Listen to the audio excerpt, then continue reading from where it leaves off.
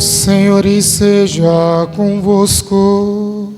Ele está no meio de nós. Proclamação do Evangelho de Jesus Cristo, segundo João.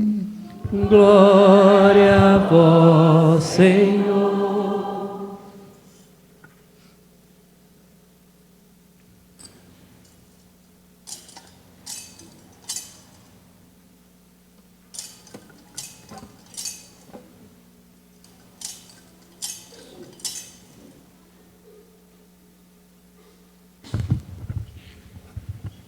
Naquele tempo, disse Jesus à multidão: Eu sou o pão da vida, quem vem a mim não terá fome, e quem crê em mim nunca mais terá sede. Eu, porém, vos disse que vós me vistes, mas não acreditais. Todos os que o Pai me confia virão a mim, e quando vieram, não os afastarei. Pois eu desci do céu, não para fazer a minha vontade, mas a vontade daquele que me enviou. E esta é a vontade daquele que me enviou, que eu não perca nenhum daqueles que ele me deu, mas o ressuscite no último dia. Pois esta é a vontade do meu Pai, que toda pessoa que vê o Filho e nele crê, tenha a vida eterna. E eu o ressuscitarei no último dia. Palavra da salvação. Glória a vós, Senhor. Aleluia, aleluia, aleluia, aleluia, aleluia, aleluia, aleluia.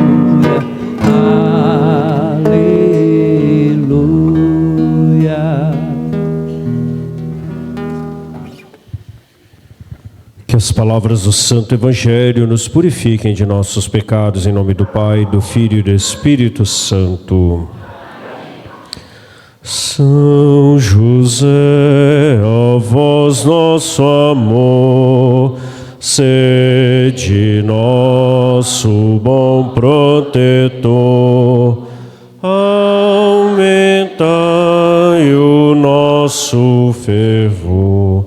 São José operário, rogai por nós.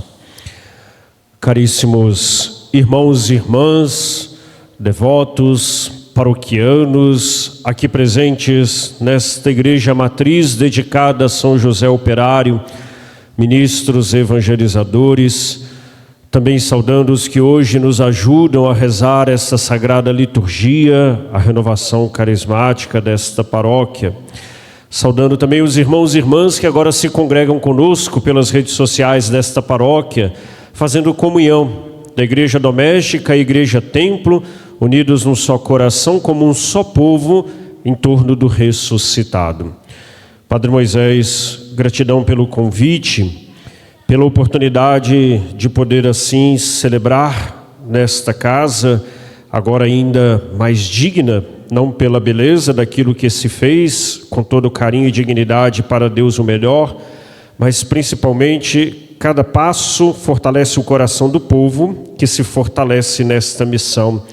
E de modo especial poder celebrar o início desta novena que reaviva no meu coração a minha devoção a São José, a qual nos últimos anos, a serviço também de sua paróquia, como esposo de Maria, pude criar uma grande identidade com São José. Gratidão pelo convite e pela oportunidade de aqui estar com vocês.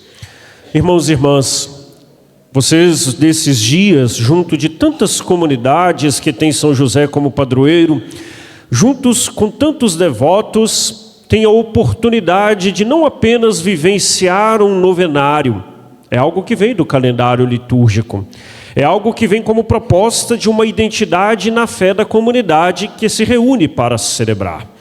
Mas muito mais do que este caminho, diante deste ser igreja, aqui se congregar nesta casa do Senhor, como aqueles que na carpintaria de José fazem a experiência de encontrar Jesus. Olhar a vida de São José nesses dias de festa, neste novenário que antecede a sua solenidade, é uma grande oportunidade que cada um temos para poder crescer diante da disposição para seguir e servir o Cristo Jesus. Não é mais uma festa, não é mais uma novena, não é mais um caminho onde a gente talvez eleve os nossos vivas, manifeste nossa devoção. É uma profunda oportunidade de conversão, uma profunda oportunidade de também nos santificarmos, doando a nossa vida ao Senhor. Pois o que muito nos encanta na vida de São José é a sua disposição de se deixar ser todo de Deus. Deixou sonhos, projetos, deixou o seu próprio caminho para viver aquilo que Deus tinha, não apenas em favor dele, mas em favor de cada um de nós. Assim como a Virgem Maria, a qual sim, nós muito reverenciamos e somos gratos, o sim de São José é tão rico e significativo, pois na sua disposição permitiu dar o nome ao Cristo, da descendência a qual o Senhor prometeu, que sairia da descendência de Davi, aquele que viria para libertar Israel, mas também na paternidade, a presença de Deus a agir no coração da família. A palavra nos recorda que o homem sábio edifica o seu lar. E assim foi São José. Um homem que, sendo todo de Deus, na sabedoria do Espírito Santo, foi instrumento da graça. E esta graça, meus irmãos, é a nossa redenção. Por isso, pelas mãos de São José, também passou a experiência da salvação, que é o Cristo Jesus. E adentrar nesses dias a carpintaria de São José, como o próprio Jesus ali pôde fazer a experiência na paternidade daquele homem, justo e fiel, como nos recorda as Escrituras e nos recorda o magistério da igreja, temos a oportunidade de aprender também, para que nossa escolha, nossos sonhos e projetos sejam todos de Deus. E por falar no sonho de José, é falar também daquele sonho que Deus tem para nós. Um sonho de amor para que nele sejamos salvos. E por isso, interceder a São José, aquele que adormecido sonha o sonho de Deus, nós podemos ter a sensibilidade de colocar nas mãos de São José os nossos sonhos, nossos projetos, para que ele apresente também ao Senhor nosso Deus, mas pedir que São José interceda por nós para aprendermos a viver o sonho de Deus. Certamente vocês conhecem, pelo amor que tem a São José, essa bonita espiritualidade de São José adormecido. Quantas pessoas colocam lá debaixo da sua imagem, num papelzinho, aquele sonho que talvez no impossível do nosso coração é depositado pelas mãos de São José nas mãos daquele que para qual nada é impossível. Colocar ali o sonho é poder dizer para Deus: eis, Senhor, a minha vida, aquilo que desejo, mas a partir do próprio Cristo, sempre poder também dizer: mas seja feita a vossa vontade. Foi isso que São José viveu. Diante do projeto de acolher Maria como esposa, querendo abandoná-la em silêncio, como nos recorda a própria Escritura, ele apresentou sua angústia, seu medo e até mesmo a sua tristeza por aquele momento nas mãos de Deus. Mas Deus, acolhendo o sonho de José, disse para ele não ter medo, porque o seu sonho era junto do sonho de Deus algo muito maior. E ele, como Maria, que disse: eis a serva do Senhor, pelo mesmo caminho trilhou essa história que chega a todos nós. E nós estamos vivendo o tempo da Páscoa, este tempo da graça de Deus. Estamos na quarta-feira da terceira semana, onde somos levados a ser um povo do ressuscitado. O povo do ressuscitado é aquele que caminha à luz da ressurreição. Por isso é tão sério e exigente todo o período quaresmal, onde com Jesus fazemos a experiência do deserto, como um tempo de profunda aridez, como um tempo de profundo despojamento, como um tempo oportuno para a nossa conversão. Depois da vivência quaresmal, vencendo nossas tentações, purificados somos pela Semana Maior, que culmina na celebração pascal, a partir da vigília, que se estende ao longo de todo o ano.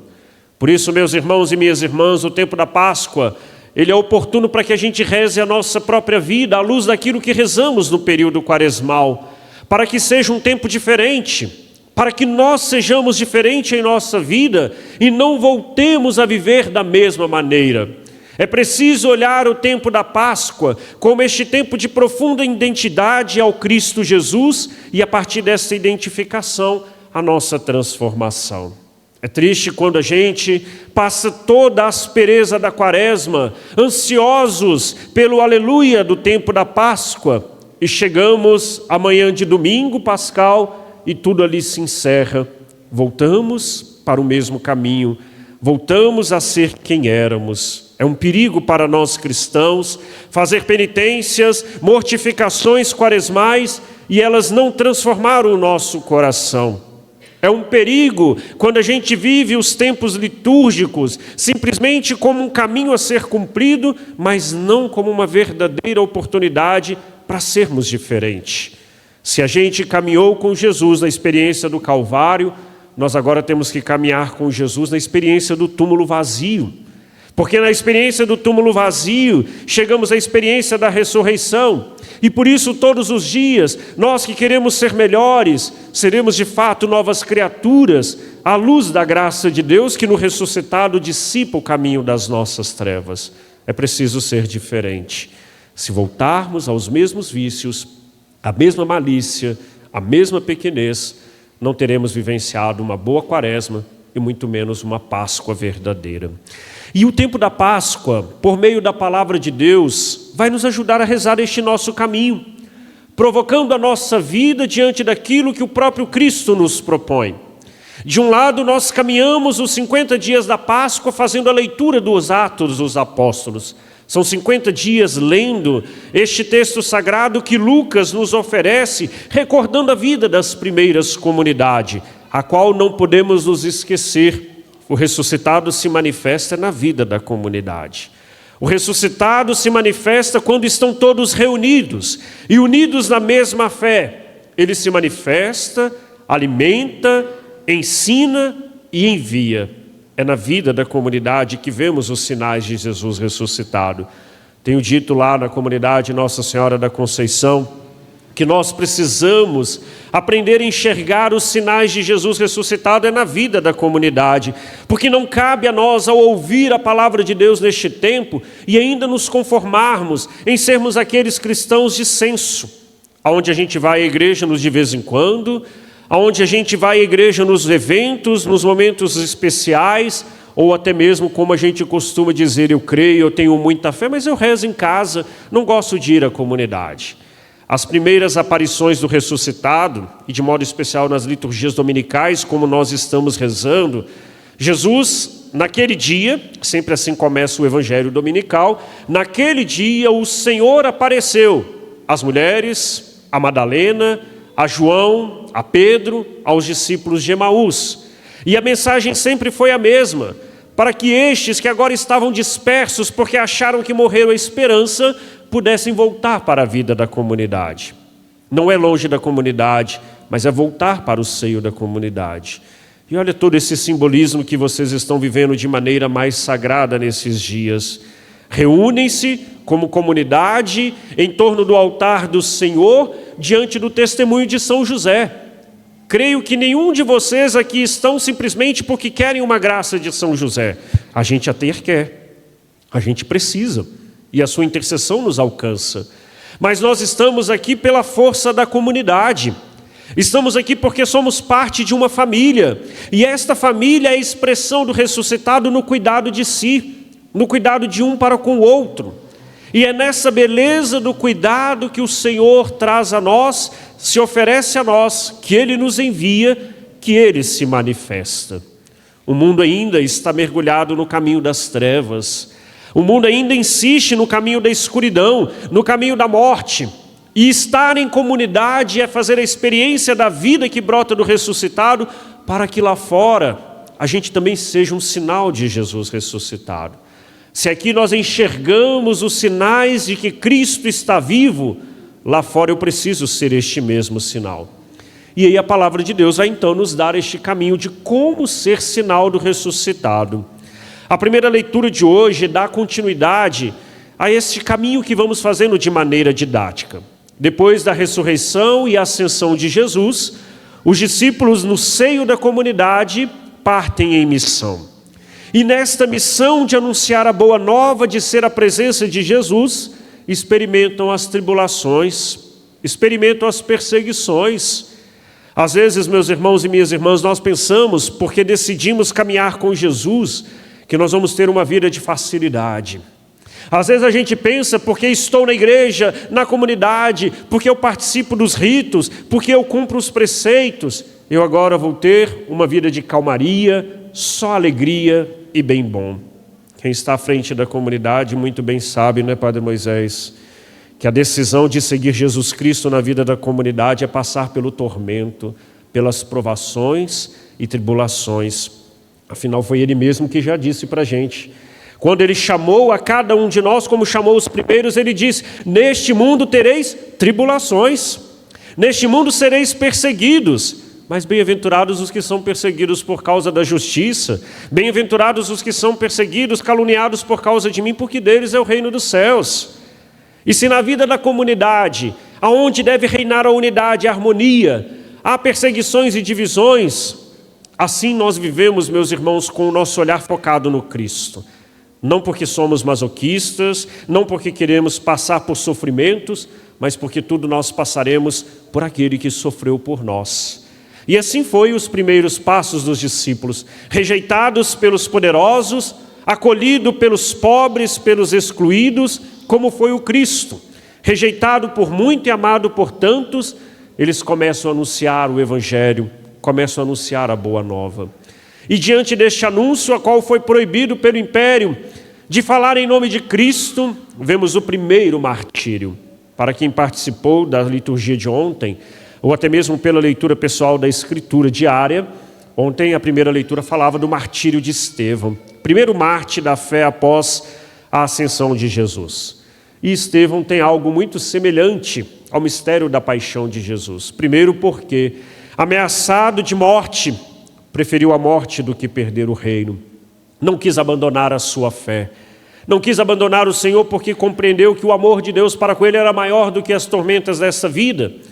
E o seu sangue derramado é sinal deste amor, a ponto que no momento do seu martírio, diante dos seus algozes, ajoelhado para ser apedrejado, ele enxerga o céu aberto. Nos recorda a leitura. Ele enxerga o céu se abrindo e Deus tendo à sua direita o próprio Cristo. E a sua paixão naquele momento associada de Cristo, a sua entrega associada à paixão de Cristo, melhor dizendo, se dá quando ele, compreendendo o céu que se abre, ele diz: Senhor, Pai, perdoa-lhes, que eles não sabem o que fazem. Comecei dizendo de estarmos nesses dias na carpintaria de José. É uma escola para nós, onde Jesus muito aprendeu, como também ensinou. E se na carpintaria de José encontramos com Jesus, dele nós vamos aprender os mesmos passos. Passos esses que tocou o coração de Estevão. A mesma palavra do Cristo: perdoa porque não sabem o que fazem. E o trecho de hoje, diante daqueles que martirizaram Estevão, vemos a alegria dos apóstolos. Como pode haver alegria no tormento, na perseguição? Como pode haver alegria diante daqueles que nos querem mal? Lembremos-nos do próprio Cristo que nos ensina: amai vossos inimigos, orai pelos que vos perseguem. Aí está a alegria da fé, viver como sinal do ressuscitado. E o Evangelho, ele hoje dando continuidade ao discurso do pão da vida, ele nos remete, meus irmãos e minhas irmãs, àquele que primeiro nos sacia. O amor de Deus é sempre assim. Ele nos envia amar, mas primeiro ele nos dá o amor. Aqueles que comeram o pão, foi o evangelho de sexta-feira, tendo Jesus multiplicado o pão no deserto e saciado uma grande multidão, aqueles que comeram pão foram atrás de Jesus, que atravessou o mar.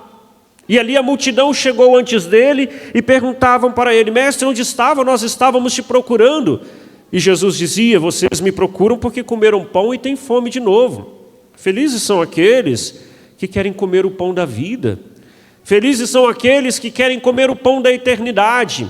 E aí o trecho de ontem do Evangelho assim dizia: que sinal nos dais? para que nós possamos crer. Meus irmãos, nós não podemos ter uma fé que seja alicerçada no ver, no sentir, no tocar. Não podemos ter uma fé que parte daquilo que partiu do coração do próprio Tomé. Se eu não ver, se eu não tocar, eu não vou acreditar. O maior sinal para que nós possamos crer em Jesus não é quando Ele me cura quando estou doente. Não é quando Ele me livra da morte. Não é quando Ele me dá aquilo que eu preciso na prosperidade. Nas minhas aflições Ele me acalma. O maior sinal de Jesus Cristo, Ele está sempre estampado diante de nós. E aqui o Padre Moisés muito bem evidenciou diante da oração que esta igreja se faz para nós. Todo caminho converge para o crucificado, a qual diante dele, que é para nós esse reflexo como sinal para que nós possamos crer, porque aquele que morreu não está morto, mas está vivo. Não está entre os mortos aquele que vive no meio de nós. Para ele converge o nosso olhar, porque é o sinal da nossa salvação. E do crucificado detemos o nosso olhar sobre o altar, onde se mola, se multiplica, se oferta o próprio corpo do Senhor, a qual aqui se multiplica aquele que é o pão da vida. E Jesus diz, diante da palavra daqueles que questionam qual sinal nos dás para que possamos crer, porque Moisés nos deu o maná que veio do céu. Jesus diz, eu sou o pão da vida.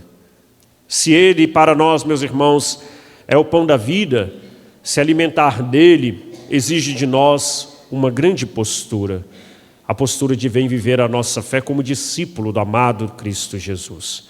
Porque quando somos por Ele alimentados na Eucaristia, não podemos nos esquecer daquilo que Ele disse na segunda multiplicação, quando diante de uma multidão, a qual os discípulos, querendo dispersar a multidão para que fossem embora comprar comida, Jesus diz, dai-lhes vós mesmos de comer. É o ordenado para qualquer um de nós.